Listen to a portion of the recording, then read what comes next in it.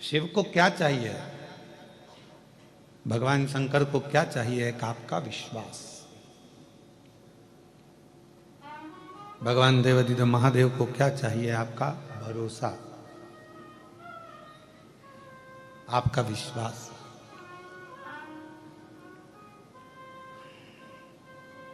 जब एक लोटा जल लेकर हम भगवान शंकर के मंदिर में जाते हैं, जब एक लोटा जल लेकर भगवान देवादिदेव महादेव के पास जाते हैं, आपका विश्वास क्या कहता है, आपकी दृढ़ता क्या कहती है, आपका भरोसा क्या कहता है, ये आपके ऊपर निर्भर करता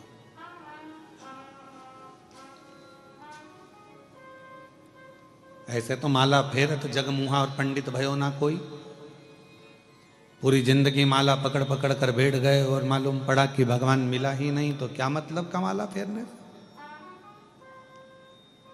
और फिर कोई कहे कि हमने तो इतने जाप करे हैं, हमने इतने मंत्र जपे हैं, हमने इतनी माला जपी है, हमने इतना भजन करा है, हमने इतना कीर्तन करा है, हमने इतना मंत्र जाप करा, तो भगवान भी तो कह देगा करा तो सरी, पर मन से कितनी फेरी वो बता।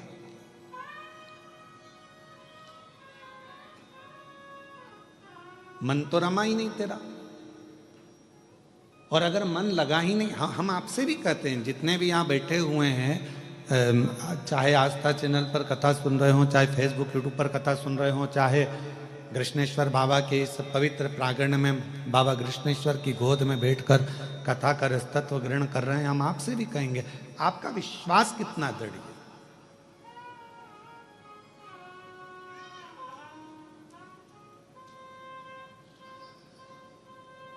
आपका भरोसा कितना दृढ़ है। ये जितने बाहर बैठे हैं और भी आप लोग भी जो अंदर बैठे होंगे, आप दरवाजे पर आके खड़े हो गए होंगे, तो आपने क्या सोचा होगा? विश्वास लेकर आए थे ना, भरोसा लेकर आए थे ना कि कैसे भी अपन को अंदर जाने का मौका तो मिल ही जाए।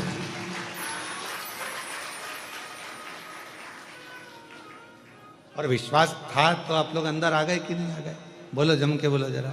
आए ना, पहुंचे ना?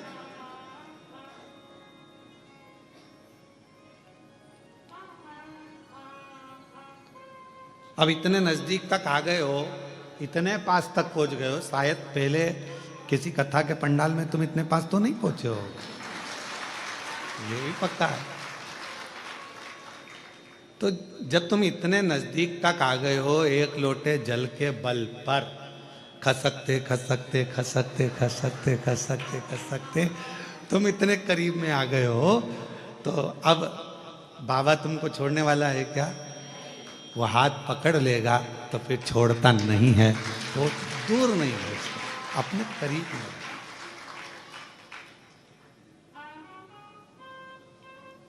और तेरी कृपा का क्या है भरोसा, कब किस पर हो जाए, जरा सी हम पर कर दो, जरा सी हम पर कर दो। जिस पर भी हो गई तेरी कृपा करुणा, वो भव पार हुआ, भव पार हुआ।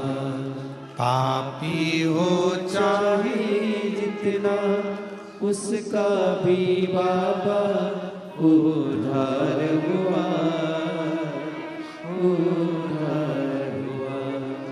गिद्ध गणिका जैसे मेरे मन को भाए, जरा सी हम पर कर दो, जरा सी हम पर कर दो।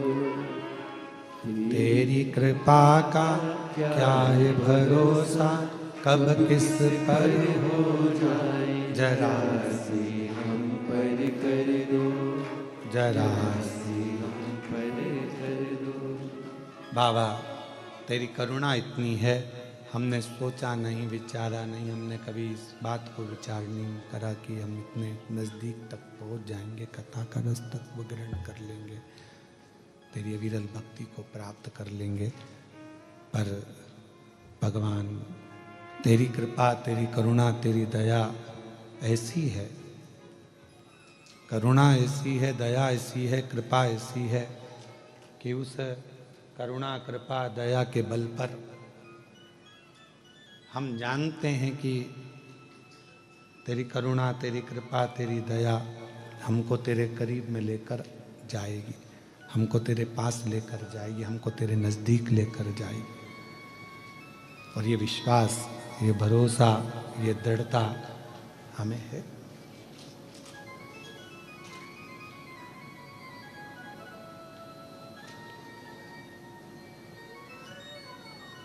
पार्वती जी, माँ सती जी, उमा, कात्यायनी, कुष्मांडा, स्कंदा, ये जितनी भी देवियां हैं, हम क्यों इनकी आराधना करते हैं? कभी आप लोगों ने विचार करा कि माता जी की, हम लोग आद्य शक्ति दुर्गा भवानी की, माँ उमा की, माँ कात्यायनी की, चंद्रघंटा की, स्कंदा की, इन माताओं की आराधना हम क्यों करते? क्यों माँ अम्बा जगदम्बा की हम आराधना करते हैं? कभी आप विचार करें, करिएगा विचार। ऐसी कोई देवी नहीं है, ऐसी कोई माता, जगत जननी दुर्गा भवानी के जितने स्वरूप का आप दर्शन करेंगे, ऐसी कोई देवी नहीं है जिन्होंने शिव की आराधना नहीं करी।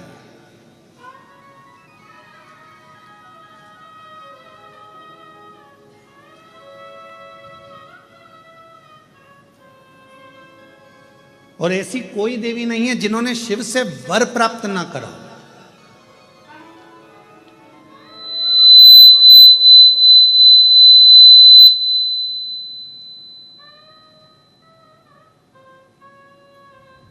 और सबसे बड़ा वर एक ही लिया माता रानी ने, जगत जननी दुर्गा भवानी ने, जगदम्बा ने, भगवान देवादिदेव महादेव से जो वर मांगा, जो वर की कामना करी, तो उन्होंने एक वर सबसे प्रबल मांगा। उन्होंने कहा, हे भोलेनाथ, वर दीजिए, जब आद्य शक्ति इस देवी की मूर्ति की कोई दर्शन करे, उस पर शिव की कृपा आद्य शक्ति के साथ सदा बनी रहे, ये वर दीजिए। मतलब फिर वही विद्येश्वर संहिता का संवाद आ गया। शिव महापुराण की विद्येश्वर संहिता कहती है, श्री शिवाय नमस्तुभ्यम बोलने वाले के मुख का मात्र कोई दर्शन कर लेता है तो उसको अश्वमेध यज्ञ का फल प्राप्त हो जाता है। समझना जरा कथा को बहुत सावधानी से।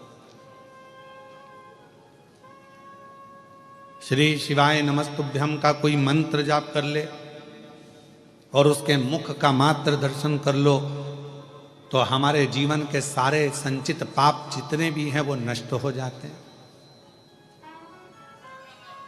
तो देखा जाए तो जैसे शंकर भगवान ने आद्य शक्ति दुर्गा भवानी को वर दिया कि तुम्हारे मूर्ति का दर्शन जो करेगा, हे दुर्गा, हे आद्य शक्ति, हे जगदम्बा, हे चामुंडा, हे कात्यायनी, हे गौरा, हे स्कंदा, हे माँ चंद्रघंटा, हे चिंतपूर्णी, हे मनसा, हे कांगड़ा, हे ज्वाला, हे वैष्णव, हे मैयर, जो तुम्हारे इस स्वरूप का दर्शन करेगा, जो मांगेगा वो फल उसको प्राप्त होगा, मनवांचित फल उसको प्राप्ति हो, शिव की कृपा होगी।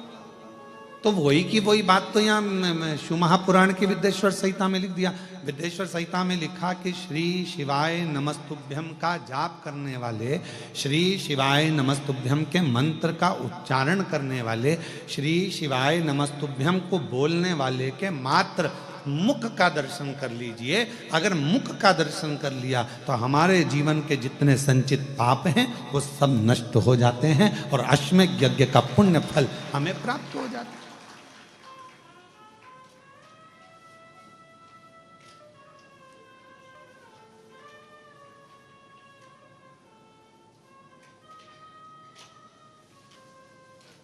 अब कुछ नहीं कर सकते तो इतना तो कर सकते हैं कि अपन जो श्री शिवाय नमस्तुभ्यम बोले उसको देख ही लें, बहुत है।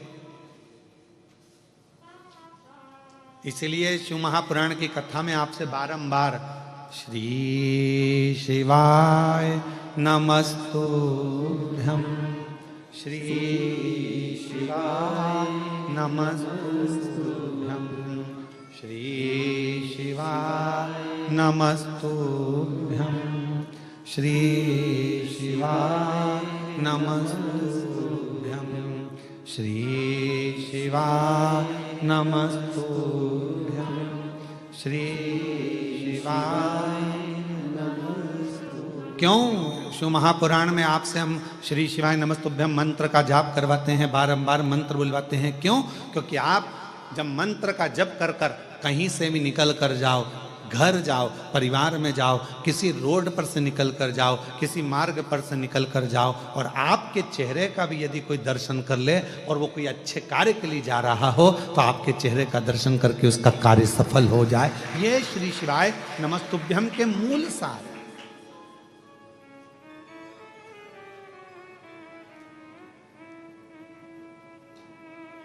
ये मंत्र की मूलता है।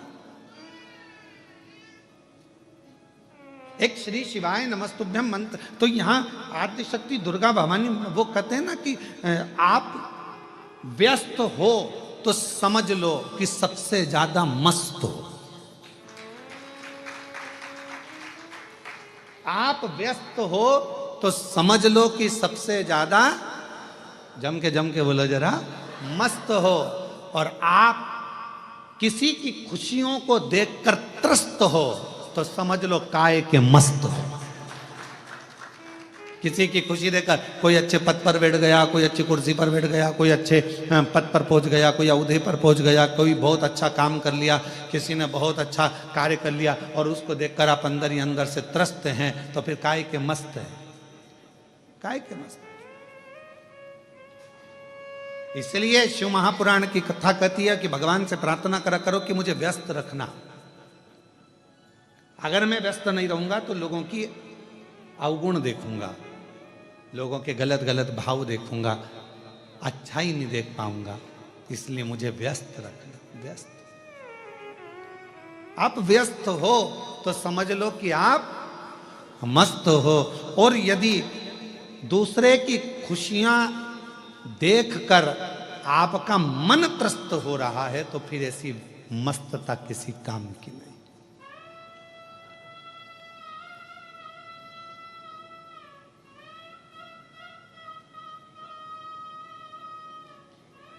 ऐसी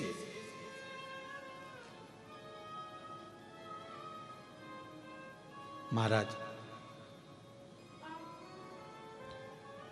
शिव महापुराण की कथा कर रही है, भगवान शंकर का चरित्र कर रहा है। मेरी जितनी आद्य शक्ति दुर्गा भवानी, मेरी माँ जगतजननी, पार्वती माँ, जितनी माता हैं, ये कहीं ना कहीं शिव की स्तुति करती हैं और शंकर भगवान इनको प्रेरणा देते हैं कि किन असुर का संहार करना,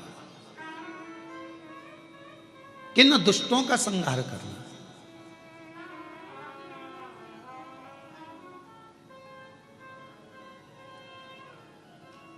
गंगा अवतरण की कथा सुनी है आप लोगों ने?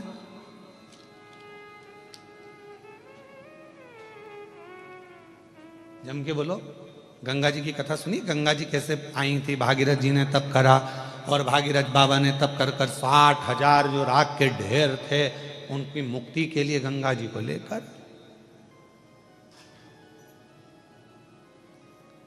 गंगा मैया पृथ्वी पर है। और यदि आप कथा सुने तो अपन ने गंगा जी की कथा तो सुनी, पर कभी आपने सरयू माता की कथा सुनी कि सरयू जी जो राम जी की अयोध्या में बहती है, अवधपुरी में बहती है, उस माँ सरयू को लाने वाले कौन थे? माँ सरयू पृथ्वी पर कैसे आ गई? माँ सरयू थी कौन? ये सरयू माता कौन थी?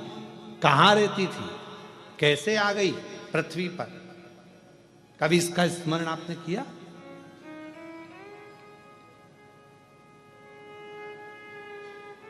हमने नर्मदा जी का स्मरण करा, हमने यमुना जी का स्मरण करा कि कालिंदगिर पर्वत पर रहती थी माँ यमुना जी, कालिंदी महारानी, और अविरल करती करती भगवान कृष्ण की पट रानी जा बनकर आनंद के साथ निवास करती है। ये हमने यमुना जी का स्मरण करा। गंगा जी का हमने स्मरण करा। माँ सरयू जी का प्रागट्य कैसे हो गया? माँ सरयू जी कैसे आ गई पृथ्वी पर? लाने वाले माँ सरयू जी को कौन थे? कैसे माँ सरयू पृथ्वी पर आ गई? अवधपुरी में माँ सरयू जी को इतना आनंद से पूजा जाता है, स्मरण किया जाता है, स्नान किया जाता है। माँ सरयू इस अवध में कैसे पहुंच गई? माँ सरयू इस भूमंडल पर, पृथ्वी पर कैसे आ गई? कौन थी यह माँ सरयू? कभी हमारे मन में ये भाव आया?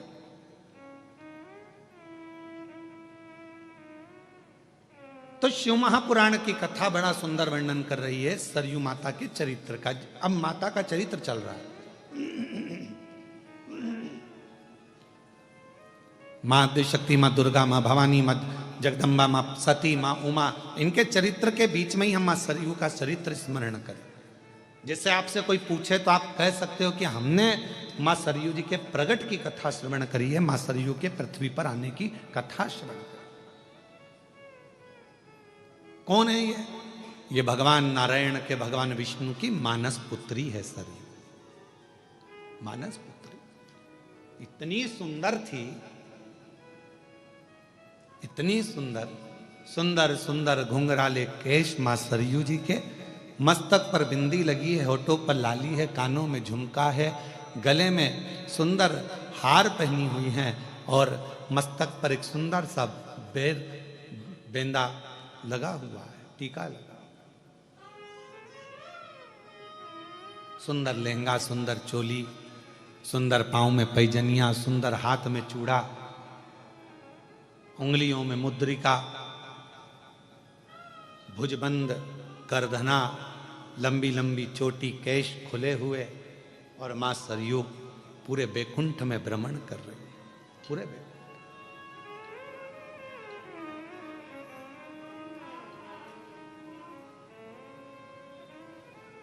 पूरे बैकुंठ में भ्रमण कर, और भ्रमण करती करती मां सरयू आज अविरल आनंद के साथ कभी ब्रह्मलोक चली जाती हैं, कभी बैकुंठ लोक चली जाती हैं, कभी गौलोक चली जाती हैं, कभी इंद्र के पास चली जाती हैं, कभी कहीं भगवान नारायण की मानस पुत्री है, भ्रमण करती रहती है।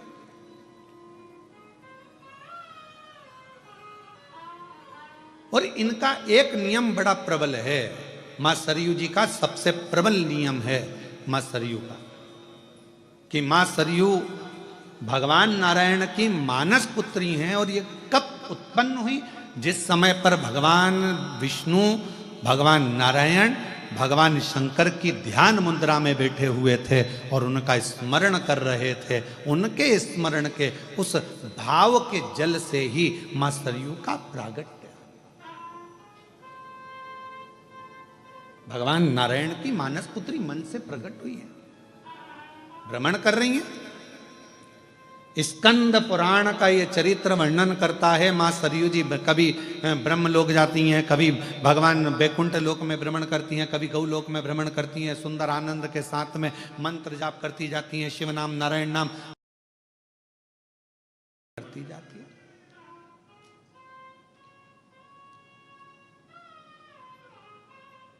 और शंभु शरणे मांगू दुख काटो, दया करीन दर्शन। ओ शंभु शरणे मांगू घड़ी रे दुख काटो, दया करीन दर्शन। मां भ्रमण कर रही है बैकुंठ में, मां भ्रमण कर रही है ब्रह्मलोक में, मां सरयू भ्रमण कर रही है गौलोक धाम में, और बड़े आनंद के साथ घूम रही थी। तभी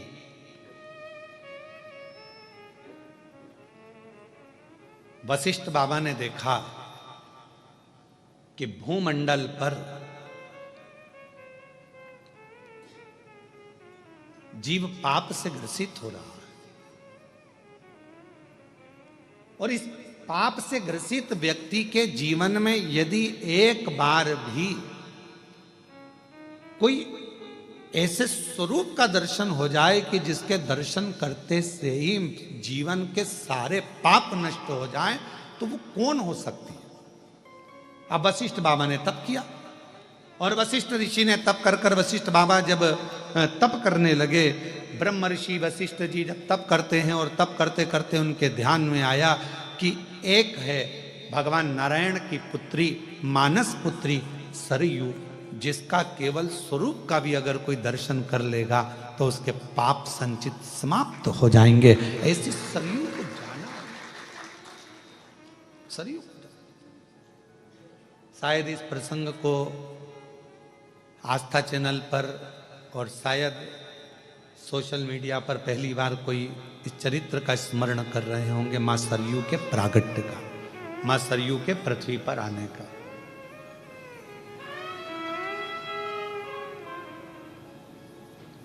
कि मां सरयू पृथ्वी पर कैसे आई। और संपूर्ण को आप लोगों के लिए ये पितृपक्ष का सबसे सुंदर आनंदमय कथा प्रसंग है, जिस प्रसंग को सुनकर आपके पितृ भी तृप्त होंगे और आप भी तृप्त होंगे। वशिष्ठ बाबा ने तप किया, ब्रह्मर्षि वशिष्ठ तप कर रहे हैं, किसको मैं लेकर आऊं, किसका स्वरूप का दर्शन करूं जिससे संचित पाप नष्ट हो जाए मनुष्य के।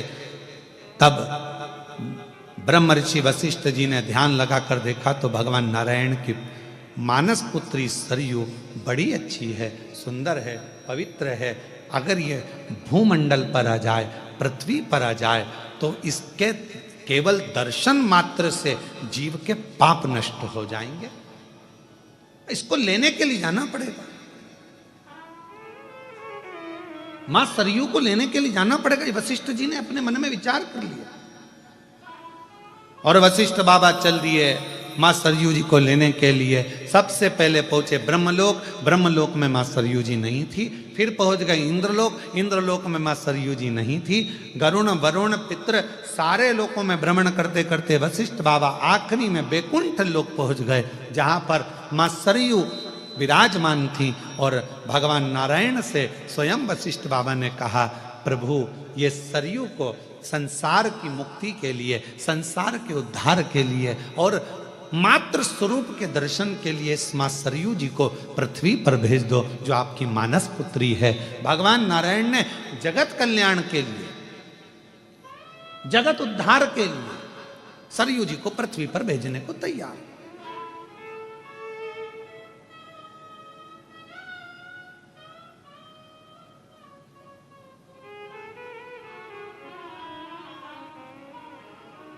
अब कई लोगों के मन में एक प्रश्न आता है, गुरुजी इस प्रसंग का शिव पुराण से कौन सा संबंध है?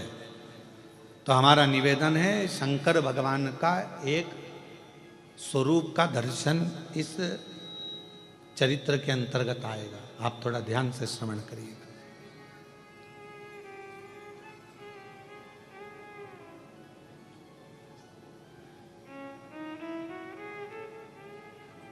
सरयू जी को दे दीजिए, ठीक है, ले जाओ।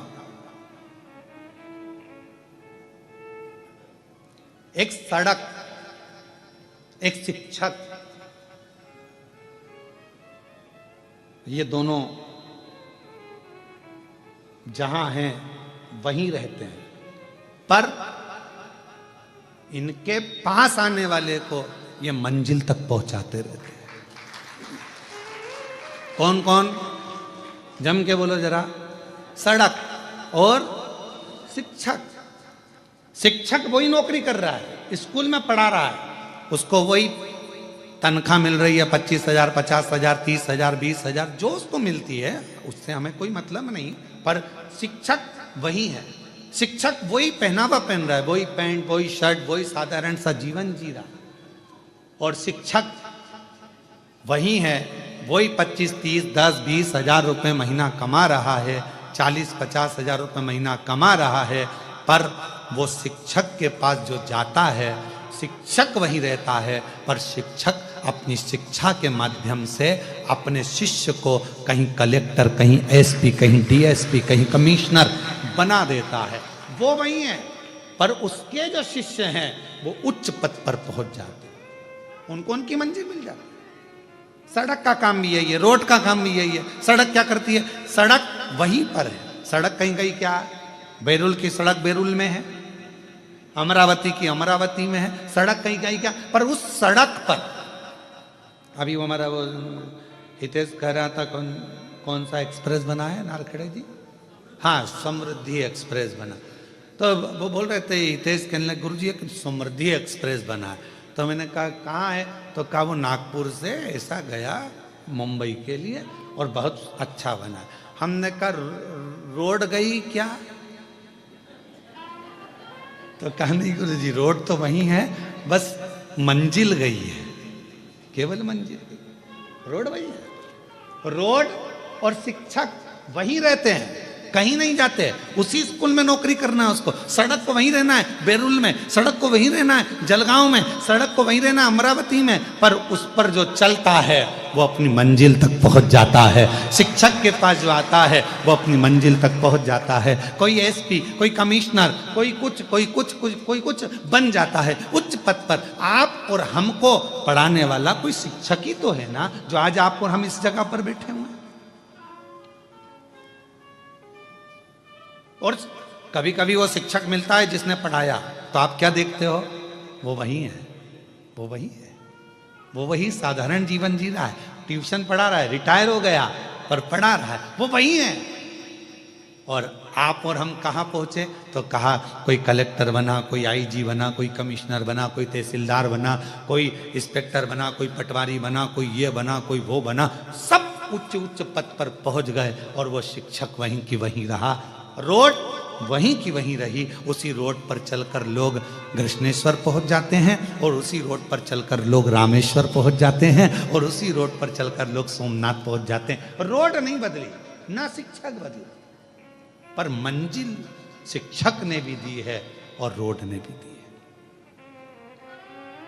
आज वशिष्ठ बाबा क्या कर रहे हैं, ब्रह्मर्षि वशिष्ठ जी क्या कर रहे हैं, एक उच्च शिक्षक का पद अदा कर रहे हैं। एक वशिष्ठ बाबा अच्छी रोड का पद अदा कर रहे हैं कि मैं भले संसार सागर में रहूं ना रहूं, पर अगर सरयू पृथ्वी पर आ गई और मां सरयू अगर पृथ्वी पर आ गई तो जो इसका दर्शन करेगा वो कृतार्थ होता चले जाएगा, उसका पाप नष्ट होता चले जाएगा, वो पापों से मुक्त होता है। तो कर क्या रहे हैं, ये भी तो शिक्षक का काम कर रहे हैं, ये भी तो रोड का काम कर रहे हैं। तो एक रोड और एक शिक्षक कहीं नहीं जाते, वहीं रहते हैं, पर अपने आने वाले जीवों को वो कल्याण कर देते। शिव महापुराण की कथा क्या कर रही है, आप श्रवण कर रहे हैं, आप सुनेंगे, अपने जीवन में धारण करेंगे। जो आपने बाबा से मांगा इस पवित्र पितृपक्ष के आनंदमय इस ऑनलाइन कथा में, अपने घरों में रहकर, पंडाल में रहकर, जहां कहीं भी आप इस कथा को श्रवण कर रहे हैं, सोशल मीडिया के माध्यम से, आस्था चैनल के माध्यम से, आप जहां बैठकर बाबा से अपने दिल की बात कहोगे, ये मेरा विश्वास कहता है मेरा शंकर उसी स्थान पर आकर आपका कल्याण करेगा, झोली भरेगा और आपने जो मांगा वो देगा।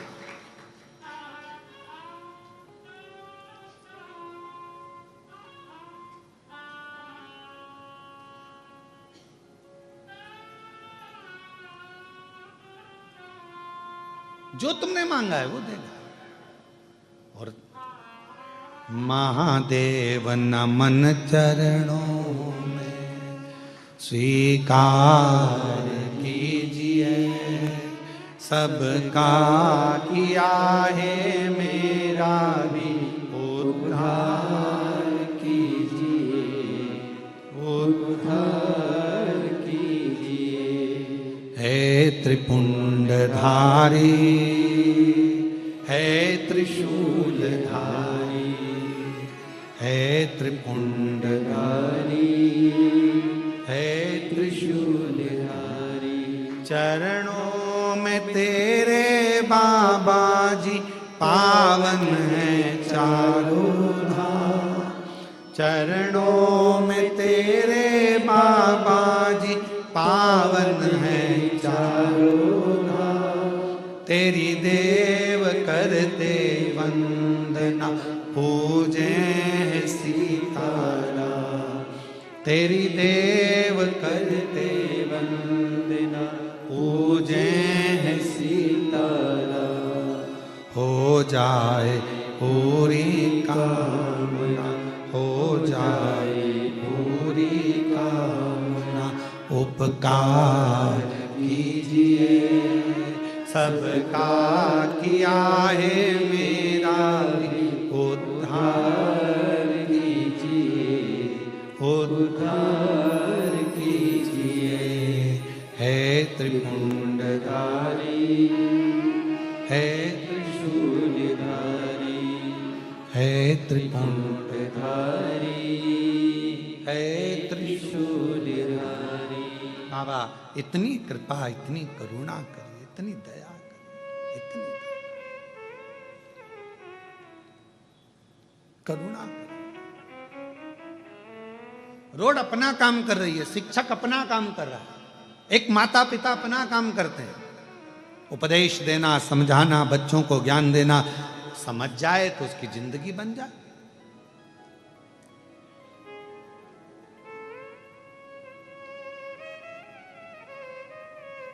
पर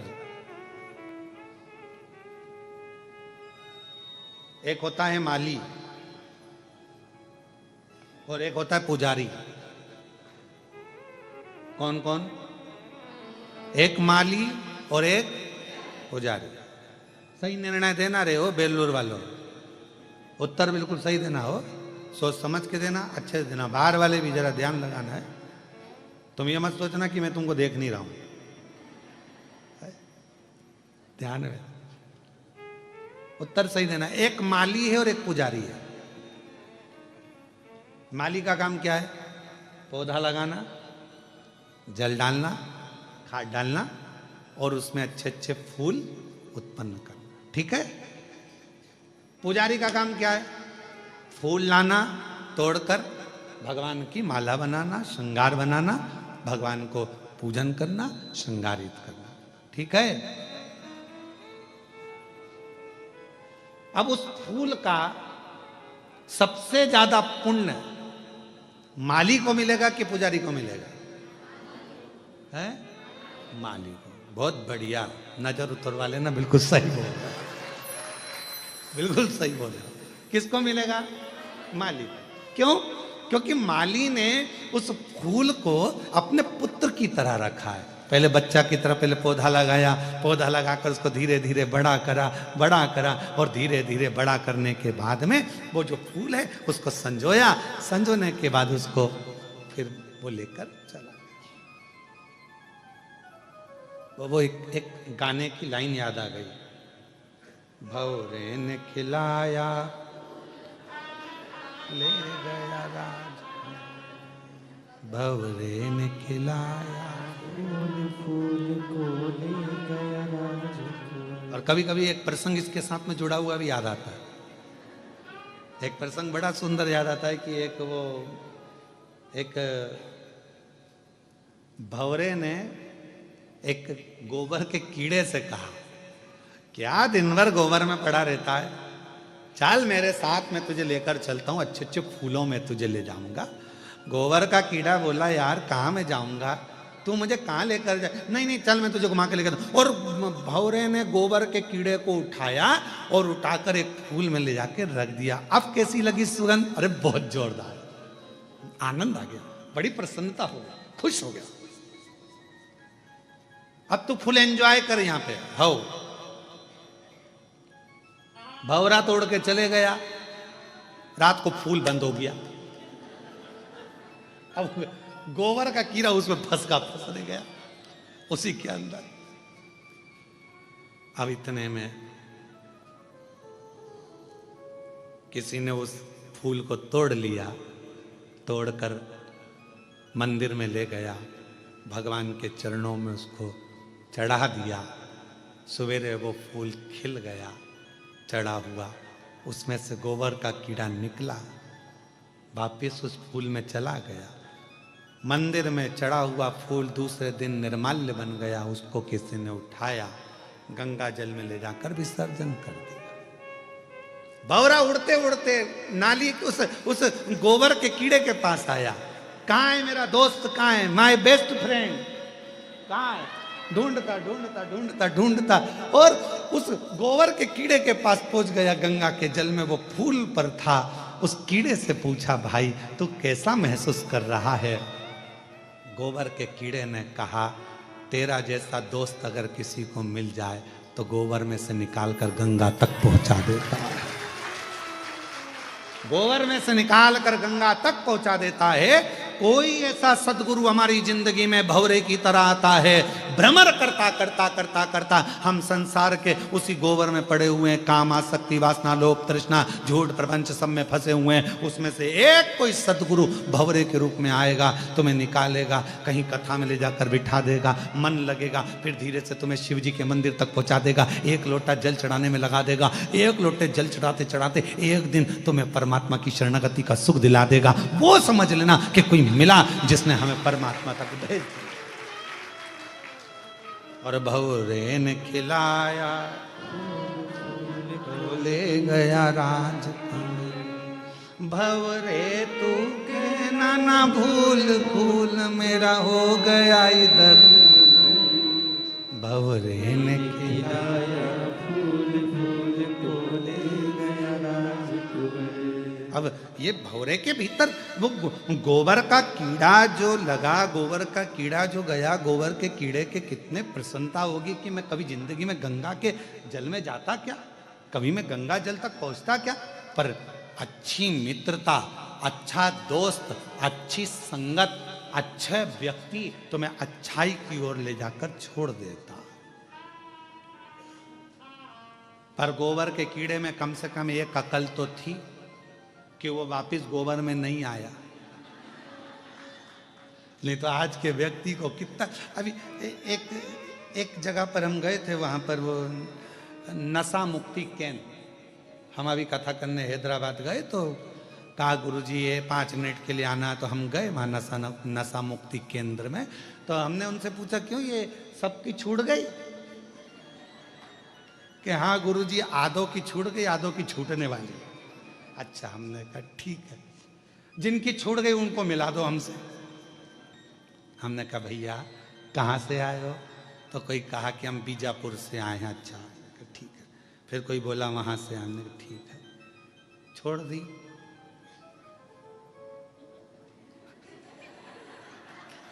छोड़ दी तो कहते अभी छोड़ दिए।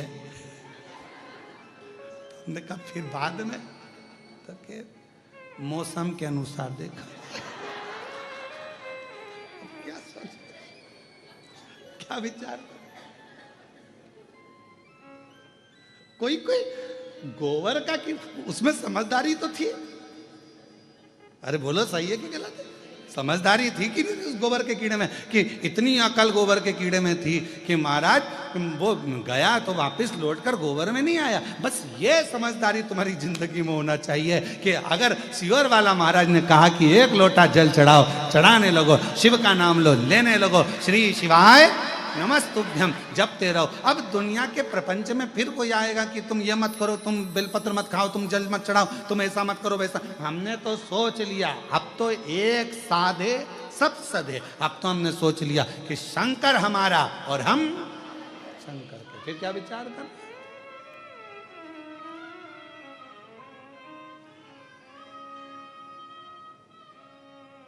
एक भजन का पर्चा यशराज पंडित जी के पास होगा, तो वो एक जो हम सोच लिए, जो हम विचार कर लिए, जो हम मन में सोचे विचार कर,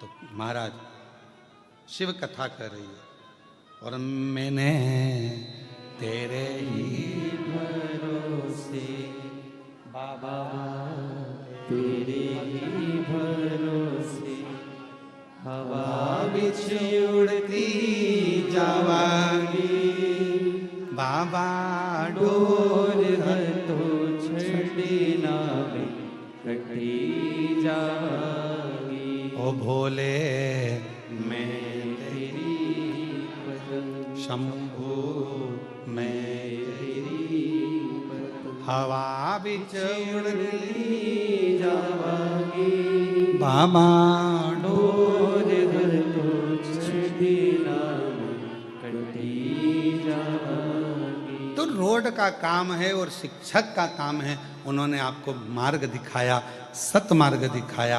अब आपके ऊपर निर्भर करता है कि आप क्या ग्रहण करो, ये आपके ऊपर निर्भर करता।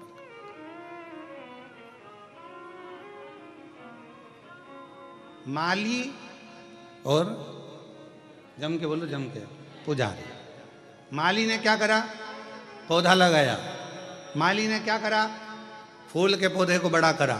माली ने क्या करा कि फूल को पाला अपने पुत्र की तरह, और एक बेटे की तरह जब पालन पोषण कर लिया। तुम देखना, जो माली दिल से पौधे लगाता है ना, उसका फूल तोड़ के बता दो, वो तुम्हें नी गोभी का फूल बना दे। तुम तोड़ के बता दो। कोई किसान सोयाबीन लगाया, कोई किसान ने मक्का बोई, कोई किसान ने गेहूं बोया, फसल लगाई, और तुम उसके खेत को मचाओ तो वो एक एक पौधे को अपनी औलाद की तरह रखता है किसान। एक एक पौधे को, सोयाबीन का एक पौधा होगा, एक गेहूं का पौधा होगा, एक मक्का का पौधा होगा, तो वो किसान के लिए उसकी औलाद जैसा होता है, उसके बच्चे जैसा होता है कि कैसे इसमें जो दाना आएगा मैं बेचकर अपना कर्जा चुका दूंगा, मेरी घर बना लूंगा, मेरी बेटी की शादी कर दूंगा, मेरे बेटे का ब्याह कर दूंगा, मेरा मकान बन जाएगा। किसान कितनी आस लगाता है।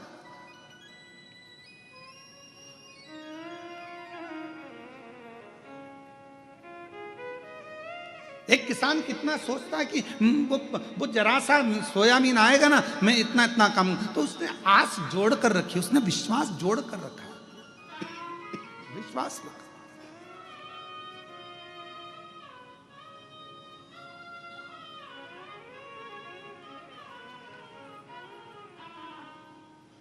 माली ने पौधा लगाया, फूल बड़ा करा, पुजारी ने फूल को तोड़ा, भगवान तक लेकर गया। मेरे बेलूर की जीजाओं ने बहुत अच्छा जवाब दिया कि सबसे ज्यादा पुण्य किसके खाते में जाएगा? माली के खाते में। क्यों? उसने अपने पुत्र के भाव से उसको संजोया है, और पुत्र को संजो कर उसने परमात्मा तक ले जाने के लिए छोड़ दिया है। बीच में मझधार जो बना है, बीच में सेतु जो बना है, बीच में जो मंजिल तक पहुंचाने वाला बना है, वो पूजारी।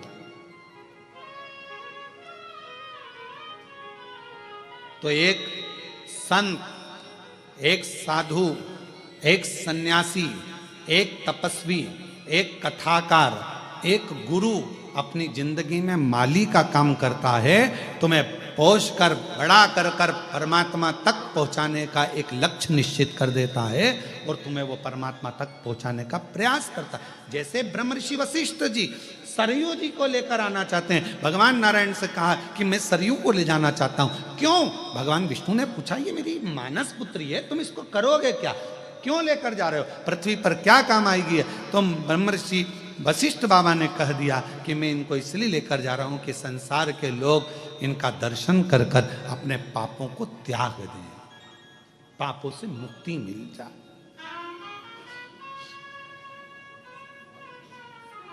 और कोई जाए जो काशी में मेरा पेगा मले जाना, कोई जाए जो काशी में मेरा पेगा मले जाना।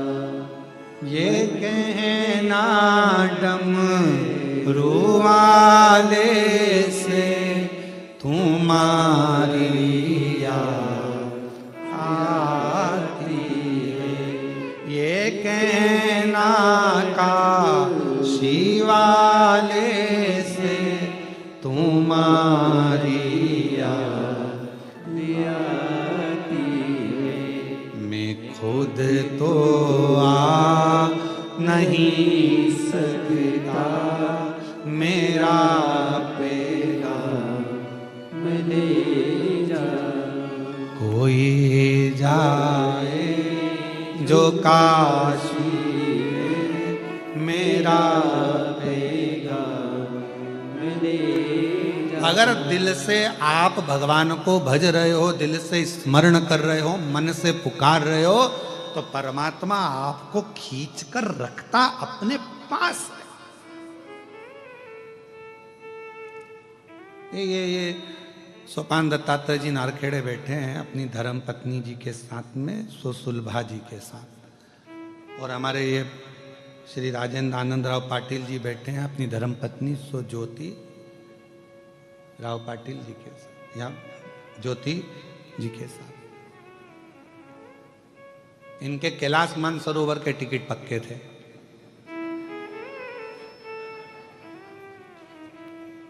हमसे 3 दिन से लगे थे पीछे, गुरुजी 9 तारीख हो गई, हम 12 को चले जाएंगे। फिर बोले गुरुजी 10 तारीख को, फिर बोले हम 11-12 को चले जाएंगे। 11 तारीख को फिर बोले हम 12 को चले जाएंगे। आज कितनी है? आज कितनी है? अब हमने कहा हमने इनको नहीं रोका, क्योंकि हम रोक लेते तो इनका जो बेचारा कैलाश मानसरोवर का टिकट कोई कम में होता है? पैसा कितना लगता है मानसरोवर जाने के लिए, है? कोई हमसे कहे गुरुजी तुम कैलाश मानसरोवर चलो, भैया हमारे पास इतना नहीं, हम नहीं जाएंगे। तो कैलाश मानसरोवर जाने में कोई पैसा कितना लगता है, विचार करो। तो हम इनको नहीं बोले कि तुम टिकट कैंसिल करवा, वो तो शंकर जी ने कुछ ऐसी लीला रच दी। और इनको जाना था नेपाल से, और नेपाल तो पूरा भगवामय हो रहा है। छत्रपति वीर शिवाजी महाराज की, अब पूरा नेपाल तो भगवामय हो रहा है। तो वहां एयरपोर्ट हुआ तो बंद। तो इनके जो जिनने टिकट बुक करे थे उन्होंने कहा आप अभी अपन बाद में चलेंगे, और तुम्हारे टिकट का पैसा संचित है, रखा हुआ है, तुम टेंशन मत लेना, जो जहाँ है वहीं रहना। तो इन दोनों ने, ये दोनों बहुत समझदार हैं, ये पाटिल और नारखेड़े, इन दोनों ने फोन लगा के उनसे कह दिया भगवान ने हमारी सुन ली, सुन ली, सुन ली। और तेरी कृपा का क्या है भरोसा, कब किस पर हो जाए जरा सी। अच्छा, ये कैलाश मानसरोवर चले भी जाते थे तो इनके मन में रह जाता। कथा चल रही थी और 3 दिन की बची थी, वो सुन लेते तो और आनंद हो जाता। 3 दिन की थी, महाराज ने पहले बताया भी नहीं कि ऑनलाइन यहीं से करेंगे। गलती है ना सीवर वाले महाराज की बहुत बड़ी, बता देते तो हम पहले से टिकट ही नहीं कराते। तो तुम चिंता मत करो, अब सौंप दिया इस जीवन का सब भार तुम्हारे हाथों में। तो तुम्हारा टिकट कराना, कैंसिल कराना, तुम्हें बुलाना, नहीं बुलाना, शंकर भगवान ने कहा जब मैं कैलाश से यहाँ आके बैठा हूं तो तू कैलाश जाके करेगा क्या, ये बता। तो शिव जी तो उन्होंने कहा तुम जब मैं यहाँ आ गया, हमने पहले भी कथा में कहा जहां कथा होती है 12 ज्योतिर्लिंग और कैलाश पर विराजमान मेरे शंकर भगवान, जहां शिव महापुराण की कथा होती है 7 दिन तक मेरा शंकर भगवान विथ फैमिली वहीं पर निवास करते हैं। वहीं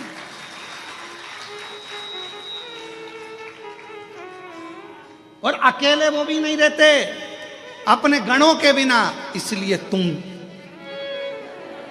सब अकेले नहीं रहते मेरे शंकर, वो अपने गणों के साथ रहते। तो हम आप सब शिव जी के गण हैं, उनका डमरू बजता है, थोड़ी सी कानों में आवाज आती है, और अपन सब धीरे धीरे निकल के अपने अपने घर से जहाँ कथा होती है वहाँ पहुँच जाते हैं, अपने देव अधिदेव महादेव से मिलने के लिए, उनको प्राप्त करने के लिए। ये शिव का, ये शंकर। अब कोई कहे गुरुजी शिव जी अपना प्रमाण कैसे देते हैं, तो इनसे पूछो, ये प्रमाण नहीं तोड़ गया।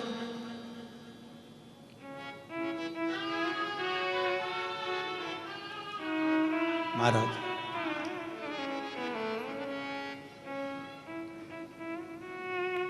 महाराज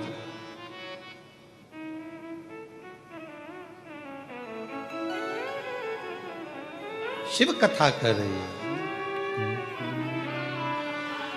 चंदा सजाए भोले मस्तक पे तेरे, चंदा सजाए भोले मस्तक पे तेरे, दुखड़े मिटाए भोले नाम से तेरे, दुखड़े मिटाए भोले नाम से तेरे, दीवाने भोलेनाथ के, दीवाने भोलेनाथ के, कुबेरेश्वर धाम के, कुबेरेश्वर धाम के, खड़े हैं हाथ जोड़ के।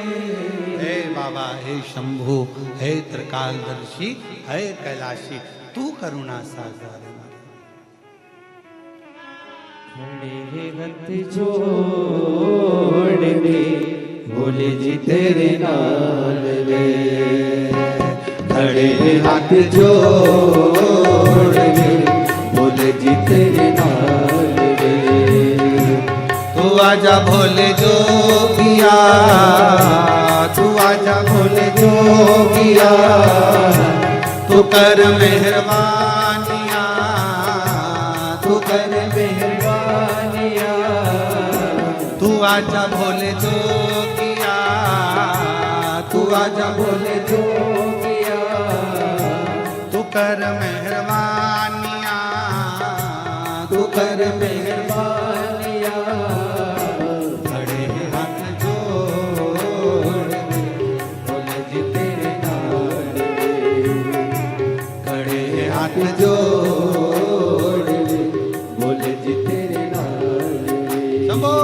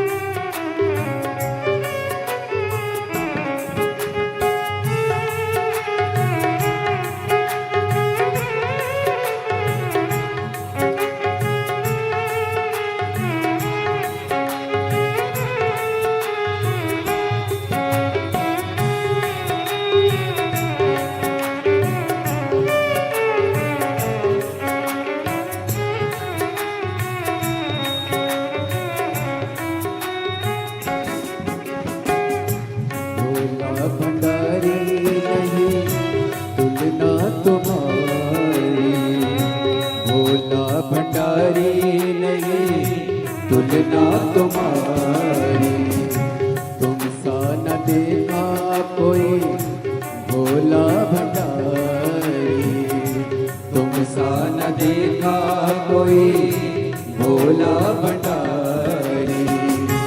भक्तों ने विचार के कहा ये पुकार के, भक्तों ने विचार के कहा ये पुकार के, खड़े हाथ जोड़ बोले जी तेरे नाल रे, खड़े हाथ जोड़ बोले जी तेरे नाल रे। तू आजा भोले जोगिया, तू आजा भोले जोगिया, तू कर मेहरबानिया, तू कर मेहरबानिया। खड़े हैं हाथ जोड़ बोले जी तेरे नाल रे, खड़े हाथ जोड़ बोले जी तेरे नाल रे।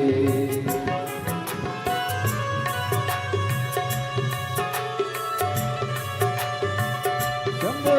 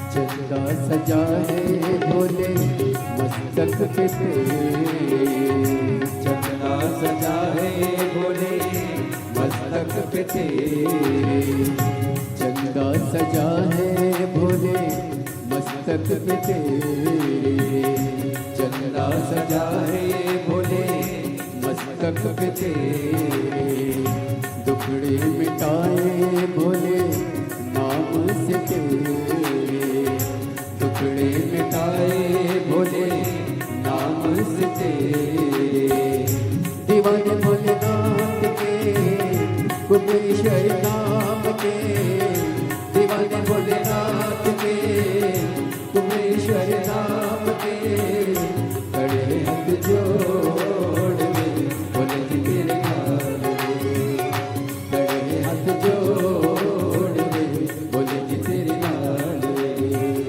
तू आजा भोले जोगिया, तू आजा भोले जोगिया, तू कर मेहरबानिया, तू कर मेहरबानिया, खड़े हैं हाथ जोड़ के भोले जी तेरे नाम में, खड़े हैं हाथ जोड़ में भोले जी तेरे नाम में, खड़े हैं हाथ जोड़ भोले जी तेरे नाम में, खड़े हैं हाथ जोड़ भोले जी तेरे नाम में, खड़े हैं हाथ जोड़ भोले जी तेरे नाम में, खड़े हैं हाथ जोड़ भोले जी तेरे नाम में। हार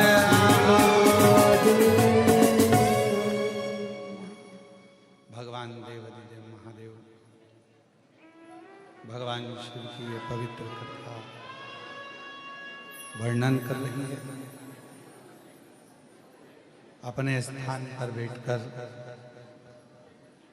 बाबा देवादिदेव महादेव से अपने मन का भाव कहिए, प्रार्थना करिए, विनय करिए, निवेदन करिए।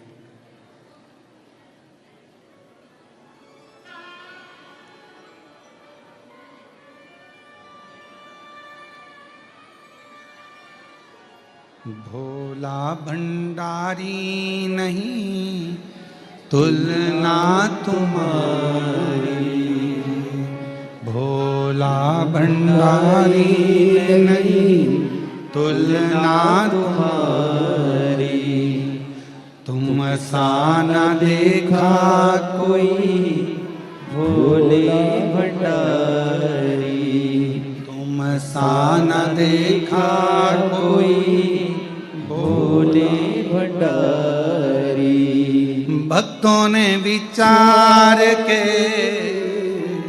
कहा ये पुकार के, ओ भक्तों ने विचार के कहा ये पुकार के, खड़े हैं हाथ जोड़ रे भोले जी तेरे नाम रे, खड़े हैं हाथ जोड़ रे भोले जी तेरे नाम रे।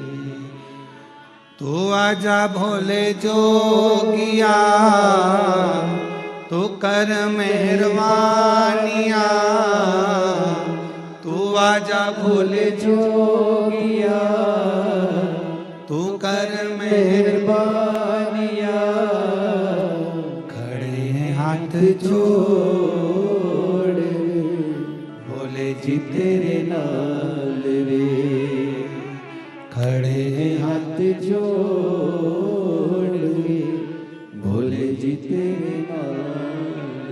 भाव से भगवान शिव से अपने मन का भाव कहिएगा, हृदय से प्रार्थना करिए, विनय करिए, निवेदन करिए, विनती करिए, सब साथ में बोलिएगा, बाबा को अपने मन का भाव कहिए।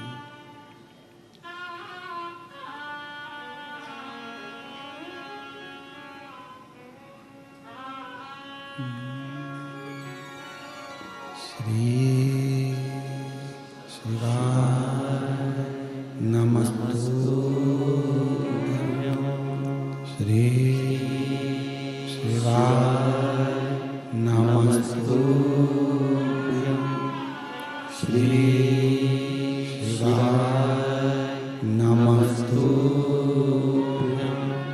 श्री शिवाय नमस्तुभ्यं श्री शिवाय नमस्तुभ्यं भोला सब दुख काटो हमारा ओ भोला